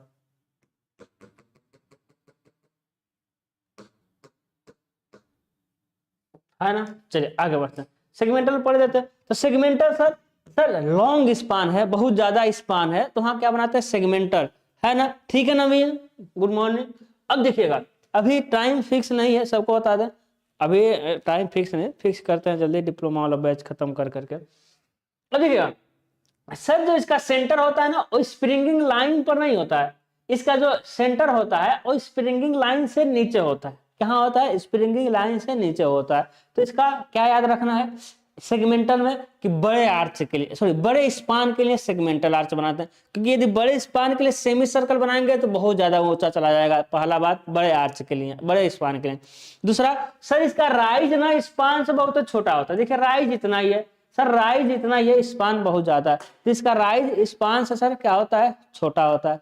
तीसरा क्या याद रखना है कि इसका सेंटर पॉइंट, इसका केंद्र बिंदु सर स्प्रिंगिंग लाइन के बहुत नीचे होता है। स्प्रिंगिंग लाइन का क्या होता है सर? बहुत नीचे होता है। ठीक है, बस देखिए इस डाट की आकृति एक वृत्त खंड जैसे दिखती है, भाई सेंटर का एक सेगमेंट जैसा दिखता है। यह डाट देखने में सुंदर लगती है और बड़े स्पान के लिए विशेष तौर पर बरामदे के प्रवेश के लिए बनाई जाती है। डॉट का केंद्र बिंदु उठान रेखा से नीचे स्थित होता है। यह डॉट कमजोर लिंटल के ऊपर भी निवारक डाट के रूप में बनाई जाती है ताकि लिंटल ऊपरी भार से मुक्त हो सके। अब ये क्या कह दिया समझिए, जैसे क्या है कि सर एक आता है लिंटल में हम पढ़ेंगे, जैसे एक आता है, ये देखिए ये हो जाएगा आपका स्पान, एक आता है रिवीलिंग आर्च। देखिए अब स्पान के ऊपर हम डाल दिए सर एक लकड़ी का, एक बहुत ही कमजोर, एक क्या है सर? कमजोर लिंटल है सर। ये क्या है? कमजोर लकड़ी का लिंटल है या कमजोर पत्थर का लिंटल है, डाल दिया। और जब कमजोर है तो इसे तो टूटेगा पक्का, क्योंकि इसको हम पहले से ही कह रहे हैं कमजोर है, तो इसे कहते हैं सर क्या? मतलब कमजोर लिंटल है। अब इस लिंटल को बचाने के लिए क्या करते हैं? एक हम आर्च डालते हैं, ऐसा ही आर्च। इस लिंटल को बचाने के लिए एक हम आर्च डालते हैं, डाल दिए, तो वहां हम सेगमेंटल आर्च ही प्रेफर करते हैं। ठीक है, और इस जब किसी कमजोर लिंटल के ऊपर में इस कमजोर लिंटल को बचाने के लिए जो आर्च लगाते हैं इसे कहते हैं रिवीलिंग आर्च। स्पेलिंग देख लीजिएगा फिर गड़बड़ा जाएगा। ठीक है, क्या हो जाएगा आपका? Revealing arch. क्या हो जाएगा आपका? Revealing arch. ठीक है, हाँ प्रिवेंशन लिख रहा है लेकिन रिवीलिंग होता है। चलिए हम अभी पढ़ेंगे रिवीलिंग आर्च। ये निवारक डॉट का, देखिए यह डॉट कमजोर लिंटल के ऊपर भी रिवीलिंग निवारक डाट के रूप में बनाए जाते हैं ताकि लिंटल भार से मुक्त हो सके। अब बताइए एक क्या लिंटल भार ले रहा है? नहीं ले रहा है, यहाँ पर लिंटल कोई भार नहीं ले रहा है। समझ पा रहे हैं? बिल्कुल सर, आगे बढ़ते हैं। अगला देखेंगे सर इक्विलेटरल। अगला क्या देखेंगे? इक्विलेटरल। कितने सेंटर? 2 सेंटर है ना, एक यहां से लेकर एक चाप काट दिया और एक यहां से लेकर चाप काट दिया है ना। तो इसमें क्या देखने को मिला है? इसमें देखने को मिला है कि इसका जो स्पान होता है इससे ऊंचा इसका राइज होता है। इसका राइज सर इक्विलेटरल में एक त्रिभुज की तरह दिखेगा, है ना सर, त्रिभुज की तरह दिखेगा। इसमें 2 सेंटर होते हैं, इसका राइज सर स्पान से अधिक होता है, काफी अधिक नहीं लेकिन सर अधिक होता है। तो ये भी प्रवेश स्थानों पर बनाया जाता है। ठीक है, चलिए आगे देखते हैं। यह डाट समबाहु त्रिभुज के ढांचे पर आधारित होती है। डॉट के अगल बगल के केंद्र उठान रेखा पर स्थित होते हैं, क्योंकि इस डाट का शिखर काफी ऊंचा चला जाता है। यह कम पाठ के लिए भी इससे अधिक प्रकाश उत्पन्न हो जाता है। ठीक है, ये समझिएगा जिसका स्पान से अधिक जिसका राइज गया, यानी वो सर छोटे स्पान के लिए यूज होगा। ये भी ध्यान रखिएगा, कोई भी आर्च हो यदि जिसका राइज अधिक जा रहा है स्पान से तो छोटे स्पान के लिए यूज होगा। तो सर यदि छोटा स्पान है और आप चाहते हैं कि लाइट ज्यादा है तो हम कौन सा बनाएंगे? इक्विलेटरल। कितने सेंटर? 2 सेंटर, और पीछे ही लिखवा दिए थे। अगला मेरा है इलिप्टिकल आर्च। सर दीर्घवृत्त। कितना सेंटर? सर 3 सेंटर, है ना। कितना सेंटर? 3। तो सर इलिप्टिकल आर्च हो जाएगा। देखते हैं, दिख रहा है आपको? तो सर क्या इसका स्पान से राइज क्या है? फिगर याद रखिएगा, डायरेक्ट फिगर भी दे देगा, फिगर दे देगा, कहेगा कौन सा आर्च से बताओ। जैसे कि फिगर दे देगा, कहेगा कि ये क्या है बताओ, फिगर दे देगा, कह देगा ये पहला पत्थर है, क्या है बताओ। तो क्वेश्चन आते हैं, फिगर याद रखिएगा। तो अब देखेंगे सर जो इलिप्टिकल आर्च है इसकी ऊंचाई कम है, राइज कम है, स्पान से इसकी राइज कम है। और जैसे स्पान से राइज कम हुआ ना, यानी बड़े स्पान के लिए बनाया जाता है। अब क्या कह पाएंगे कि यह बड़े स्पान के लिए बनाया जाता है। ठीक है, तो इस डाट का रिंग दीर्घवृत्ताकार होती है, तभी तो इसका नाम है दीर्घवृत्त आर्च। डाट का जो उठान होता है, राइज जो होता है, वो स्पान से कम होता है। यह डाट बड़े पार्टों के लिए बनाई जाती है। यह 3 सेंटर्ड होते हैं। क्या होता है भाई? 3 सेंटर्ड होते हैं। अगला देखते हैं सर पैराबोलिक आर्च, इसमें क्या हुआ, इसका भी स्पान से बहुत अधिक राइज मिल गया, है ना, यानी छोटे स्पान के लिए इसका उठान स्पान से अधिक होता है। डार्ट का केंद्र उठान रेखा के ऊपर स्थित होता है, यानी सेंट्रल पॉइंट सर कहीं ऊपर मिलेगा इसका। इसका केंद्रीय बिंदु क्या होगा, उठान रेखा से कहाँ मिलेगा, ऊपर मिलेगा। ठीक है, यह डार्ट देखने में आकर्षक लगती है।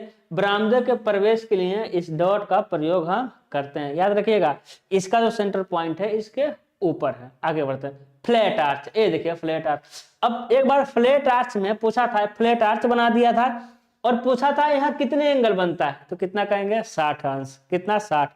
सर एक हम पढ़ाए थे सेगमेंटल, सेगमेंटल है ना, चलिए को बाद में देखेंगे आगे। तो सर यहाँ फ्लैट आर्च में कितना बनता है एंगल, यहाँ सेंटर पे वो बना कर दिया था सेंटर में आर्च। और सबसे बकवास आर्च, ये तो आर्च ही नहीं है, ये तो लिंटल है ना, लेकिन आर्च क्यों कहे, क्योंकि कई ईंटों को जोड़कर बनाया, लिंटल ईंट जोड़कर नहीं बनता है, और ईंट भी वेज शेप का ईंट, देखिए ईंट भी कैसे भाई, वेज शेप का, इसलिए हमको इसको आर्च करना पड़ा। बाकी आर्च का कोई इसमें गुण दिख नहीं रहा है।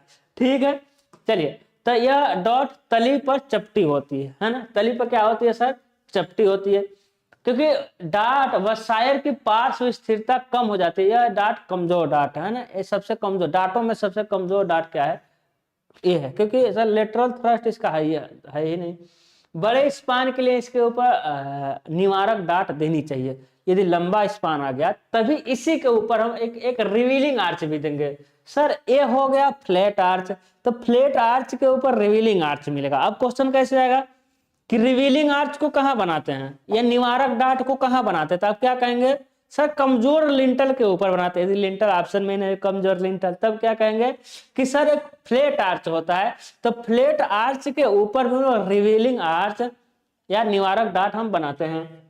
यह कम पार्ट के लिए ही उपयोगी होता है, यह कम पार्ट के दरवाजे खिड़कियों के लिए यह डार्ट अपनाई जाती है।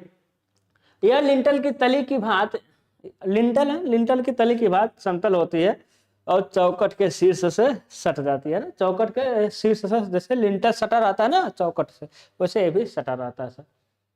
अगला हॉर्स शू, घोड़े के नाल के आकार का, इसमें भी देखेंगे इसका जो स्पान है ना उससे बहुत अधिक राइज है। तो यहाँ सर जो सुरंग वगैरह होता है उसमें ज्यादा प्रकाश वगैरह जाए, इसीलिए इसका यूज सुरंग वगैरह में करते हैं। इस डार्ट की आकृति घोड़े के नाल से मिलती जुलती है, इसीलिए इसका नाम पड़ा है। इस डार्ट से बहुत अधिक प्रकाश भीतर आता है, अतः भवनों के फ्रंट भाग में और सुरंगों के डार्ट में भी इसका हम यूज करते हैं। इसका centre point sir springing line के ऊपर दिख रहा है, इसलिए हम इसको लिखे नहीं है। दिख रहा है ना, देखिए यहाँ दिख रहा है सेंटर स्प्रिंगिंग लाइन के ऊपर है, तो लिखने की जरूरत नहीं है, फिगर में आपको दिख रहा है। अगला मल्टी सेंटर, अभी सिंगल था डबल था, किसी में सिंगल सेंटर किसी में डबल सेंटर, अब मल्टी सेंटर।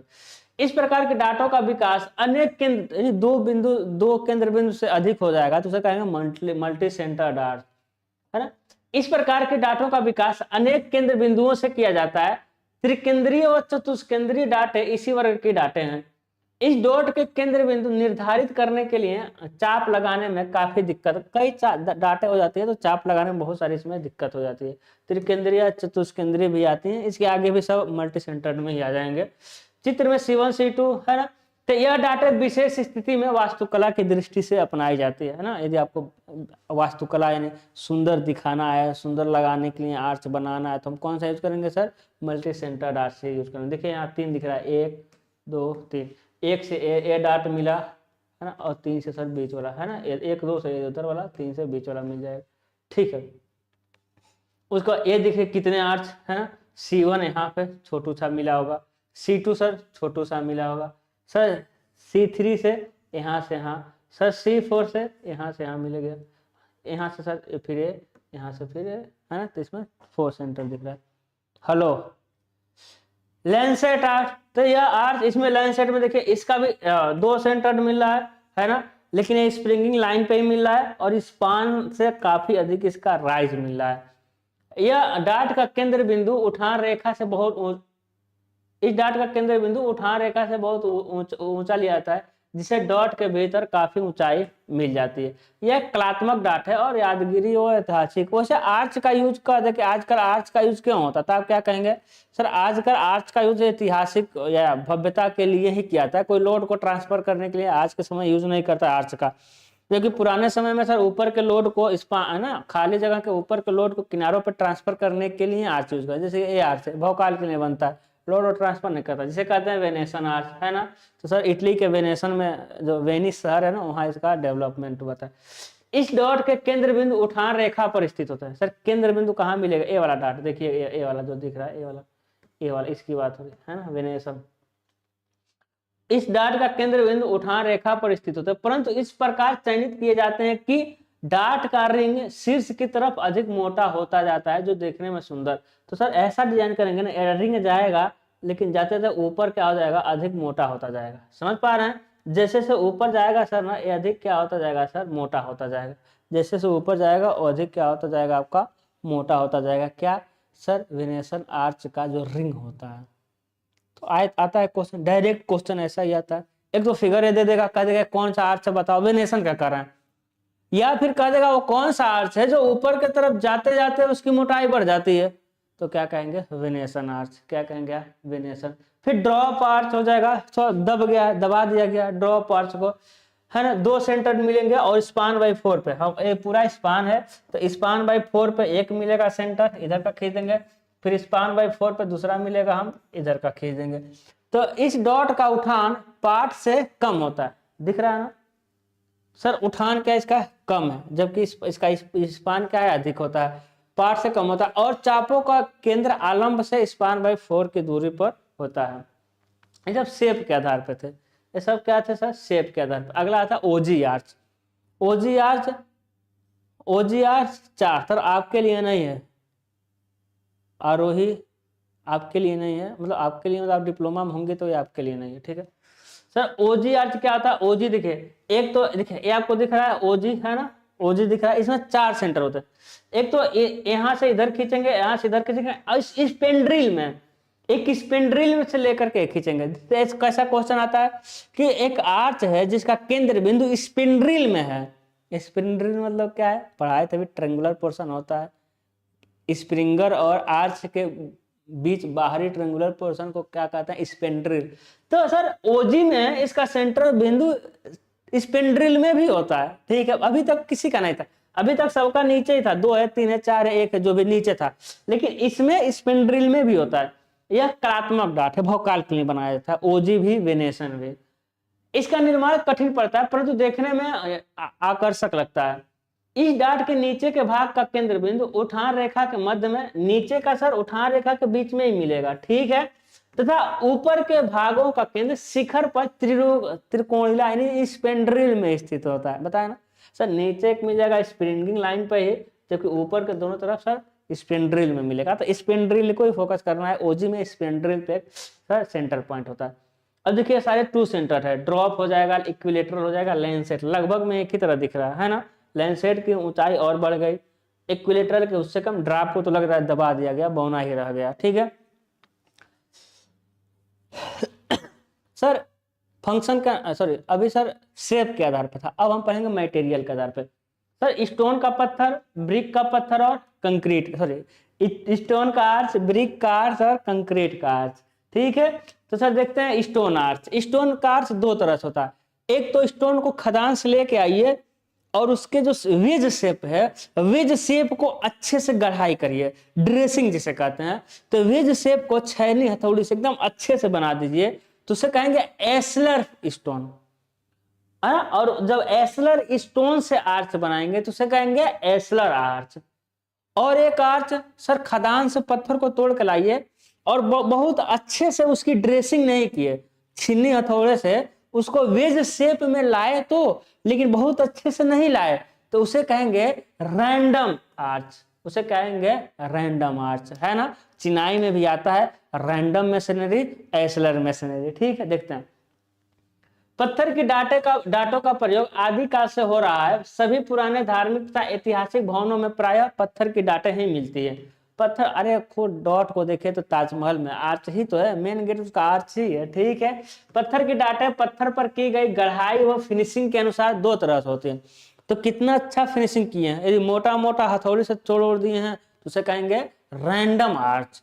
यदि अच्छे से फिनिशिंग किए हैं, काटे पीटे ड्रेसिंग का, तो उसे कहते हैं सर एस्लर, रबला मतलब एस्लर आर्च। पहला देखेंगे सर अनगढ़, हिंदी में लिख रहा है ना अनगढ़ या रबल चिनाई, है ना, रबल आर्च। तो देखिए आपको ये देखिए ये क्या अच्छे से इसकी गढ़ाई किए हैं, इसका फिनिशिंग अच्छे से किए हैं नहीं किए है ना। तो बताइए ये मजबूत भी नहीं होगा, ये अच्छा भी नहीं लग रहा है ना, ये कम बकवास जगह इसका यूज करते हैं।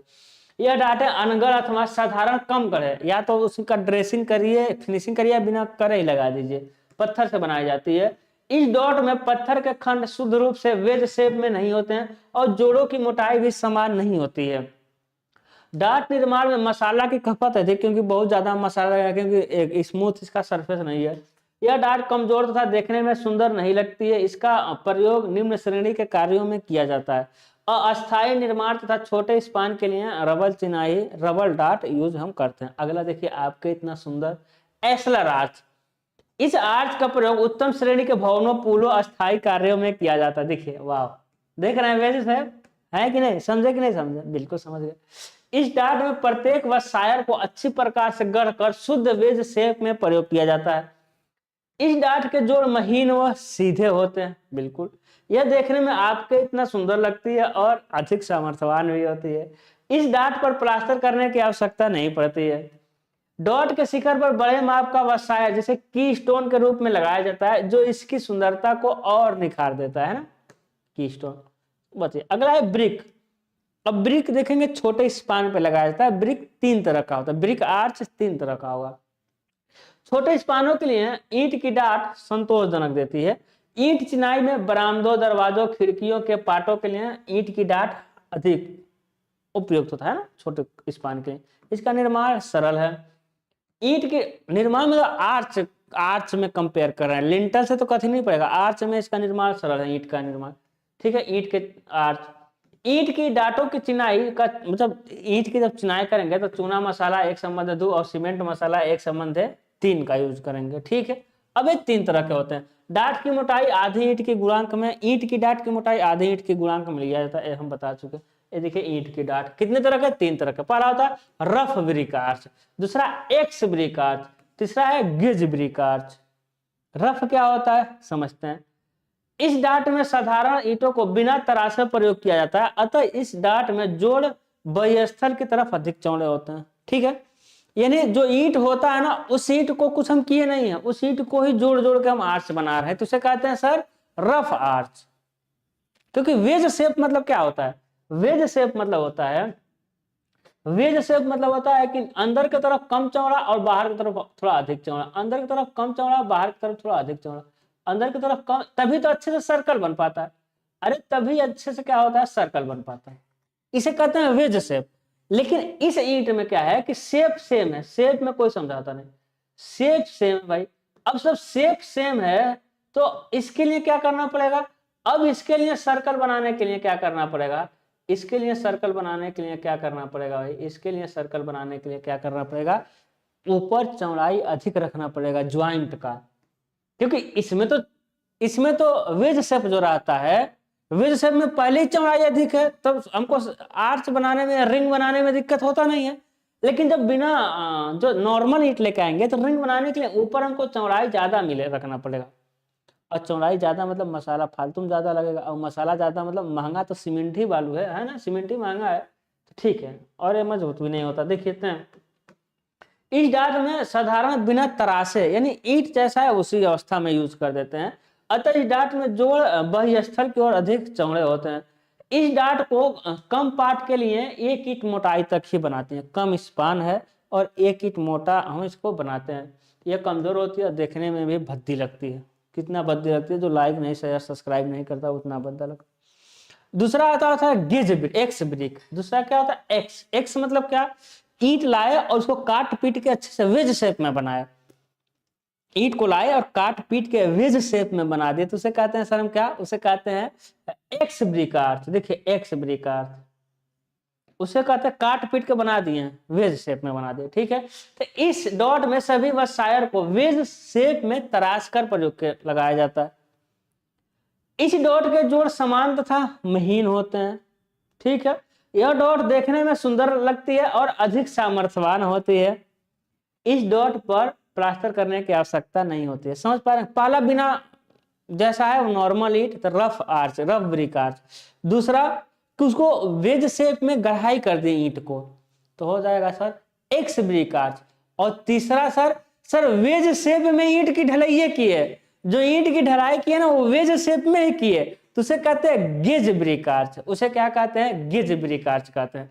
अनगढ़ पत्थर ईंटों की डाट उत्तम श्रेणी के भवनों तथा पुलों में लगाई जाती है। हर अधगढ़ है ना, तो अधगढ़ मतलब ये जो है आधा गढ़ा हुआ है, तो सर उत्तम श्रेणी के भवनों में लगा सकते हैं और पुलों में लगा सकते हैं, कोई दिक्कत नहीं। और जबकि रफ वाला है तो बकवास है।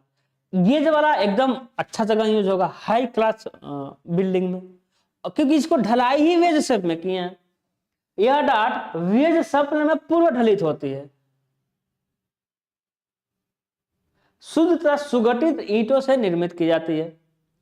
प्रत्येक ईंट शुद्ध वेज आकार की ढाली जाती है, अतः निर्माण स्थल पर ईंटों की तराशने की आवश्यकता नहीं पड़ती है ना, काटने पीटने की जरूरत नहीं है, वो पहले से ढला हुआ। देखिए ये पहले से ढला हुआ ब्रिक है वेज शेप में। ठीक है, चलिए आगे बढ़ते हैं। इस डाट में जोड़ शुद्ध तथा महीन होते हैं। निर्माण की दृष्टि से यह उत्तम दृष्टि श्रेणी की डाट कही जाती है। जब बहुत अधिक संख्या में समान इस्पात तथा आकृति की डाटें निर्माण करनी हो तब विशेष रूप से निर्मित सुगढ़ित ईंटों का प्रयोग किया जाता है। भाई कंक्रीट का आर्च आप देखेंगे है ना, जब बहुत संख्या में समान स्पान के आकृति का निर्माण करना हो तो हम गेज का यूज करते हैं, गेज ब्रिक आर्च। अब कंक्रीट का आर्च देखेंगे सर, कंक्रीट का आर्च देखिए ना, यही है कंक्रीट का आर्च। इसमें बताना है कंक्रीट सबको पता है। यह डाट सीमेंट कंक्रीट की बनाई जाती है। यह बड़े स्पान के लिए पुलों पुलियों या गुंबदों के लिए उपयुक्त है। इसमें पत्थर या ईंट की डाट की भांति खंडकों को तराश यानी वेज शेप में बनाने की जरूरत नहीं पड़ती, इसे थर्मा लगा के ढाल दीजिए। बड़े स्पान पर कंक्रीट डाट में उचित मात्रा में इस्पात की छड़ डाली जाती है, तब इन्हें आरसीसी डाट कहते हैं। आपको पता है भाई, सीसी में सीमेंट कंक्रीट में छड़ डाल देंगे तो आरसीसी, सीमेंट कंक्रीट डाट छड़ डाल दीजिए आरसीसी डाट हो जाएगा। अब हम पढ़ेंगे सर मिसलेनियस आर्च, कुछ मिसलेनियस आर्च हम देखेंगे, तो उसी में आएगा sir relieving arch, jack arch, inverted arch और व्हील आर्च। रिवीलिंग आर्च आपको बता चुके हैं, कमजोर लिंटल के ऊपर रिवीलिंग आर्च डालते हैं।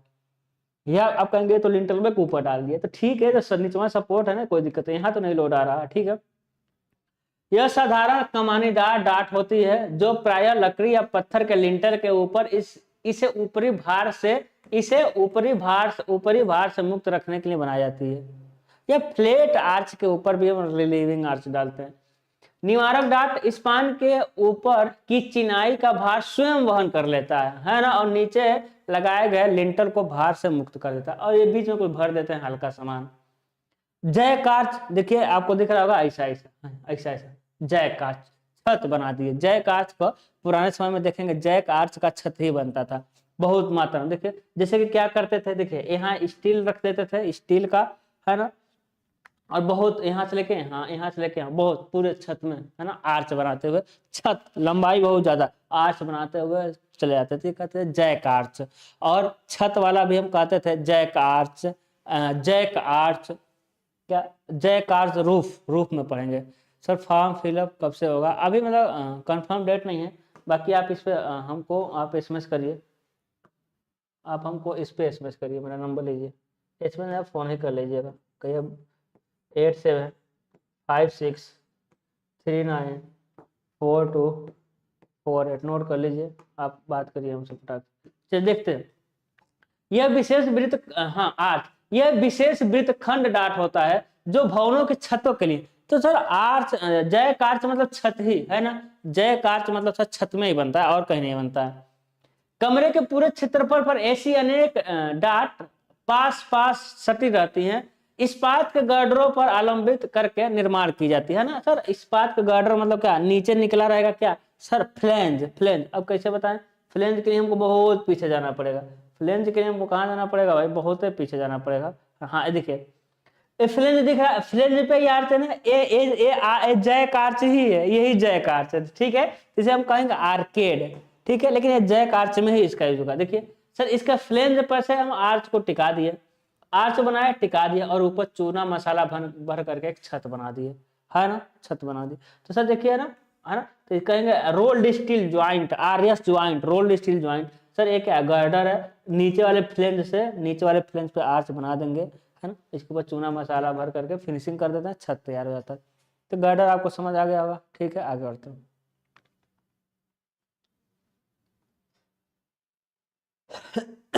यह एक विशेष वृत्तखंड डॉट होता है, एक सर्कल वृत्त का थोड़ा सा ही भाग होता है वृत्तखंड, है ना, जो भवनों की छतों के लिए अपनाई जाती है।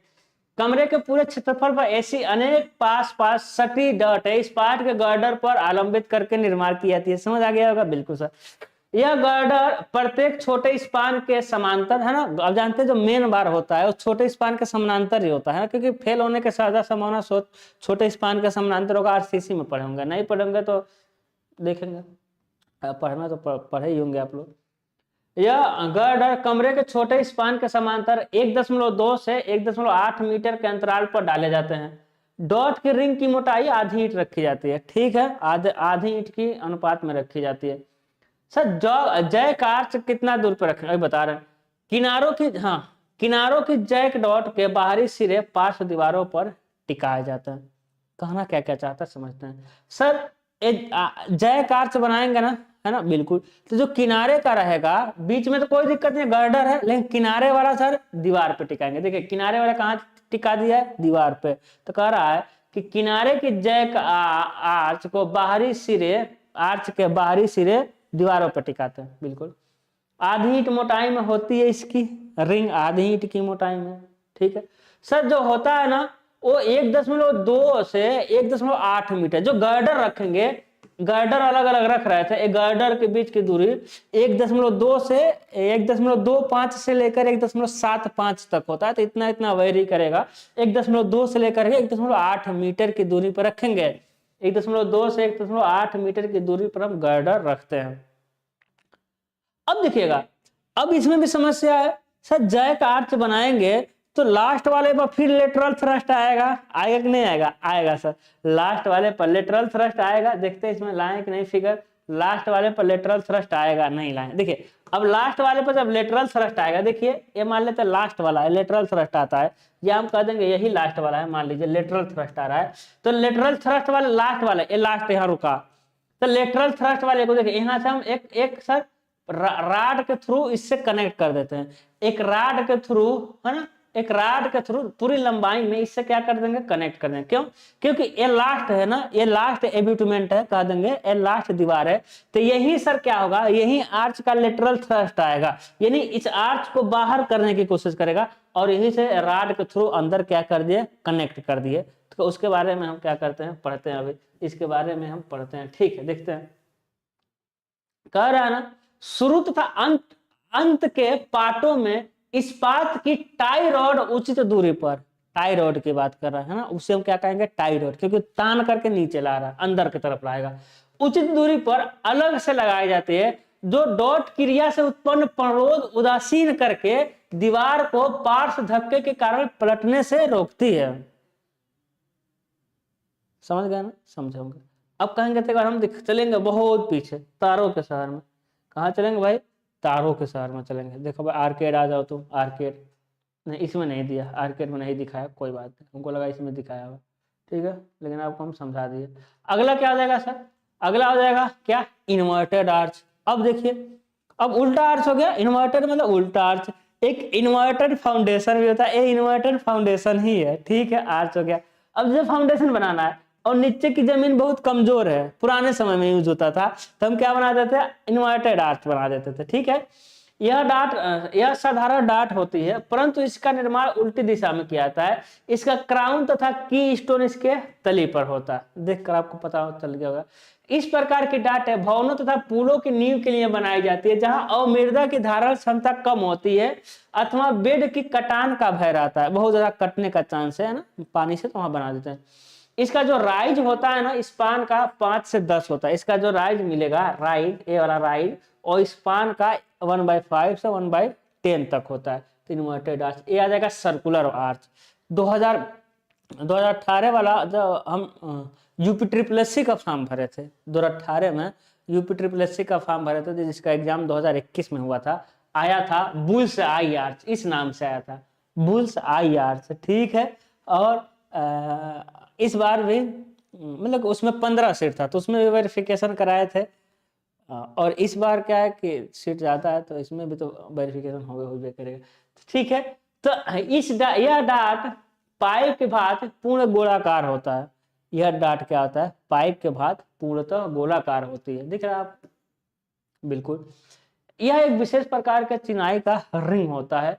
डाट सीवर या सुरंग के लिए अपनाई जाती है। इस तरह गए थे हम एक बार लुम्बिनी घूमने, जैसे कि लुम्बिनी जब हम घूमने गए थे ना तो वहाँ था इसी तरह का आर्च बना हुआ था, तो हम इसी में बैठ के हम फोटो खिंचवाए थे। वो फोटो हम लाने की कोशिश करते वही फोटो का लगा दे, मिलवे नहीं क्या, बहुत पहले गए थे तो 18 में घूमने गए, 17-18 के आसपास। तो वो बुल्स आई आर्च था, उस समय हमको नहीं पता था सर्कुलर आर्च है, ठीक है। अब कुछ मोटाई देख लेते हैं कि सेमी सर्कल, सेमी है स्पेयर नहीं है, सेमी सर्कल, ठीक है, वही बात हुआ कि यदि मोटाई निकालना हो तो कैसे निकालेंगे, 0.2 इंटू 2s अपान में 3, जहां यस क्या है भाई, स्पान, यस मतलब स्पान, ठीक है। सेगमेंटल का वही सेम, ये वाला तो सेम है, बस 0.2 के जगह 0.12 आ जाएगा, ठीक है, 0.12 के आधार पर आ जाएगा। अब भाई आ गया आपका लिंटल। अब क्या आ गया भाई, आपका लिंटल आ गया।